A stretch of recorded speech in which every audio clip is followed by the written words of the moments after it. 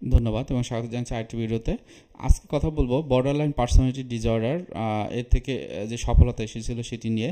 যার বিপিডি ছিল সেখানে অ্যাডজাস্টমেন্টাল ডিসঅর্ডার ছিল এবং ইমোশনাল কিছু বিষয় ছিল যেটা খুবই সিভিয়ার লেভেলে।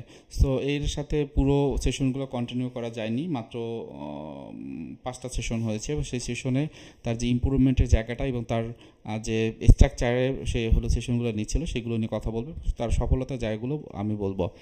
তার বয়স হলো 33 প্লাস। সে একজন মেয়ে এবং সে একটা ইউনিভার্সিটিতে পড়াশোনা করে।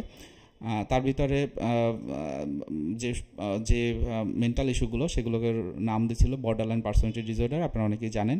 এবং এর সাথে বলেছিল অ্যাডজাস্টমেন্টাল ডিসঅর্ডার রয়েছে, অর্থাৎ তার পরিবারের ভিতরে কিছু কনফ্লিক্ট বা দ্বিধাদ্বন্দ্ব আছে, সেগুলো নিয়ে এসেছিল। ইনিশিয়ালি আমি ডায়াগনোসিস করি তার কী ধরনের সমস্যা, তো এবং দেখা গিয়েছিল যে সে সবসময় নিজেকে মনে করতো যে আমাকে মনে হয় কেউ ছোটো করতেছে বা আমাকে বেশি গুরুত্ব দিচ্ছে না। এবং তার ফিজিক্যালি অ্যাসল্ট হয়েছিল তার প্যারেন্টের মাধ্যমে। তার টলারেন্স লেভেলে একদম কম। বাসাতে বসে বিভিন্ন রকমের যে উঁচু গলায় কথা বলে তার মা এটা বলেছিল, এবং তার ভিতরে বিভিন্ন রকমের থ্রেট ছিল প্যারেন্টসদের উপর। সে প্যারেন্টসদেরকেও অনেক সময় দেখা যেত যে এগ্রেসিভ বিহেভিয়ার করতো তাদের সাথে। তার টুইন কাজিন ছিল এবং তাকে নিয়েও অনেক রকম চিন্তা ছিল যে তারা তাকে গুরুত্ব দিচ্ছে না, এবং এটাকে খুব গুরুত্ব সহকারে সে দেখতো কেন দিচ্ছে না বা অন্যান্য জিনিসগুলো সে অনেক ভাবতো। নিজেকে মুক্তি করতে পারি না সে বলে, এবং বিভিন্ন রকমের বডি স্ট্রাকচার নিয়েও তার নেগেটিভ চিন্তা ছিল, অনেক বুকে পেইন ছিল, এবং তার ভিতরে বিভিন্ন রকমের বুলিংয়ের শিকার হয়েছে সেগুলো বলেছিল। সো মোটামুটি ফার্স্ট সেশনে এগুলো আইডেন্টিফাই করা হয়। তার বাবাও খুব শিক্ষিত এবং একটা ইউনিভার্সিটিতে পড়ান। মা নিয়ে এসেছিল এবং বিভিন্ন রকমের কথা শোনার পর আমার কাছে মনে হয়েছিল যে তার ট্রমা যেগুলো রয়েছে সেগুলো খুব তাকে ডিস্টার্ব করছে, এবং সেই জায়গাতে ট্রমার জন্য যে স্টেবিলাইজেশন টেকনিক রয়েছে, তারপর হচ্ছে যে ব্রিদিং এক্সারসাইজ, মেডিটেশন, বর্তমান থাকা প্র্যাকটিস, এগুলো করানোর পর আমরা মেইন জায়গাতে যাই। প্রত্যেকটা যে ইস্যুর কথা সে বলেছিল একটা একটা ইস্যু ধরে কন্ট্যাক্ট করে তার ওই ইস্যুগুলোকে সে ফ্যাসিলিটেট করে এবং সে বুঝতে পারে যে তার আসলে কী কী সমস্যা কবে থেকে তৈরি হয়েছিল, তার মেইনলি সমস্যাটা তৈরি হয়েছিল কোথা থেকে। তার ক্ষেত্রে এটা স্কুলে পড়াশোনা করতে গিয়েই তখন কিন্তু সমস্যাটা হয়েছিল, যেটা তার পরিবারের লোকজন কিন্তু বুঝতে পারছিল না। তার ভিতরে বিভিন্ন রকমের সন্দেহবাদিকতাও কাজ করেছিল, এবং সে ভাবতো যে তার প্যারেন্টসটা খুবই কন্ট্রোলিং এবং তার সোশ্যাল স্কিল কম, তার সাথে কেউ মিশে না। সে মেডিটেশনও ওই সময়টা করতে পেরেছিল না। ওভার অ্যাক্টিভ সে বলেছিল তার পরিবারকে। দেখা গেছে যে এই বিষয়গুলো যখন বলে স্পেশালি, তখন আমরা ইনিশিয়ালি কী করি, তাকে কিন্তু তার সমস্যাটা বোঝার চেষ্টা করি, যেটা হয়তো বা 2-3টা সেশন লেগে যায়। সো একটা সময় তার মায়ের সাথে কথা বলি এবং সে কথা বলতে চাচ্ছিল অনেক বেশি। আর এই যে ট্রিটমেন্ট নেওয়ার সময় সে এর আগেও বেশ কয়েকটা জায়গায় 20 থেকে 25টা সেশন নিয়েছিল। একজনের কাছে 4-5টা সেশন নিয়েছিল, আরেকজনের কাছে প্রায় 7-8টার মতো সেশন নিয়েছিল। কোথাও সে ভালো ফিল করে না দেখে সে কিন্তু দেখা গেছে যে বিভিন্ন জায়গাতে যায়।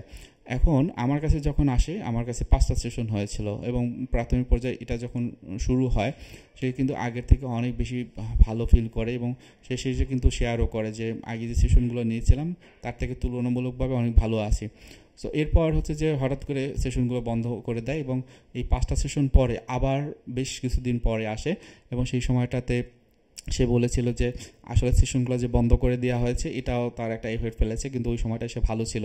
এবং আপনারা জানেন যে বর্ডারলাইন পার্সোনালিটি ডিসঅর্ডারের ক্ষেত্রে ডিবিটি বা ডায়ালেক্ট বিহেভিয়ার থেরাপি খুব ভালো কাজ করে, এবং তাকে ওই লেভেলে যে নিয়ে যাওয়ার জন্যই কিন্তু ইনিশিয়াল স্টেজ কিন্তু শুরু হয়েছিল।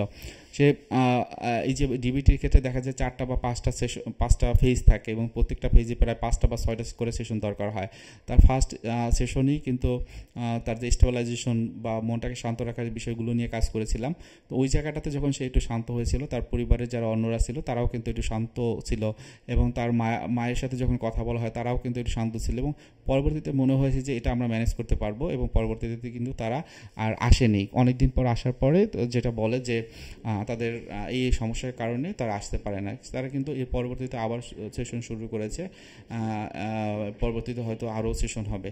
সো মেনলি হলো যে বর্ডারলাইন পার্সোনালিটি ডিসঅর্ডার আসলে অনেকটাই বলা যায় এটাকে কন্ট্রোল করতে হয়, এবং খুব ভালোভাবে যদি এটাকে ম্যানেজ করার চিন্তা করতে হয় তাহলে অবশ্যই কোনো একজন ভালো সাইকোলজিস্ট যে কাউন্সেলিং করাবে এবং একজন সাইকিয়াট্রিস্টের আন্ডারে থাকতে হয়। অনেক সময় 6 মাসের এই যে ডিবিটি এটা যেমন ভালো কাজ করে, আমার ক্ষেত্রে অন্যান্য যে কেসগুলো ছিল ডিবিটির ক্ষেত্রে অর্থাৎ ডায়ালেকটিক বিহেভিয়ার থেরাপি যাদের ক্ষেত্রে অ্যাপ্লাই করেছি তাদের কিন্তু শুধুমাত্র একটা না, এর সাথে অন্যান্য টিএ বা ট্রানজাকশনাল অ্যানালাইসিস খুব ভালো কাজ করেছে, সিবিটির কিছু টেকনিক সেটাও কিন্তু খুব ভালো কাজ করেছে, এবং কম্বাইন্ড ট্রিটমেন্টে আমি দেখেছি যে 26টা সেশন না লাগলেও মোটামুটি এইরকমই হয়তো বা এর থেকে 2-3টা কম হতে পারে, কিন্তু সেই জায়গাটাতে তারা কিন্তু অনেক ভালো আছে। প্রায় 2 বছর পরেও কিন্তু তারা কোনো রকমের এইরকম বলেনি যে তারা এখন খারাপ আছে। সো আমি বলবো যে যেই ধরনের রোগ থাকুক না কেন আপনার প্রপার ওয়েতে যদি চিকিৎসা নিতে পারেন তাহলে এখান থেকে কিন্তু মুক্তি পাওয়া সম্ভব আমি আশা করি। সো আজকে ভিডিওটি এখানে রাখছি, ভালো থাকেন, সুস্থ থাকেন, আসসালামু আলাইকুম।